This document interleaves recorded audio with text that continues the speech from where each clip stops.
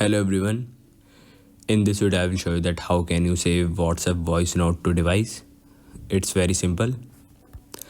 Just open the WhatsApp and go to that voice note you want to save to the device. So I will just tap and hold to select this voice note and then click on forward, and here click on the share icon. Now if I scroll down, then I will find the option of save to files. Just tap on it. Now I can choose the folder where I want to save this voice note, and I can also rename this voice note by tapping on this option, and I can name it anything and then click on save. Now if I open the files, and here if I scroll down, then I can find this voice note here. Now it is saved to my device. So this is how you can save any WhatsApp voice note to your device. Thank you everyone.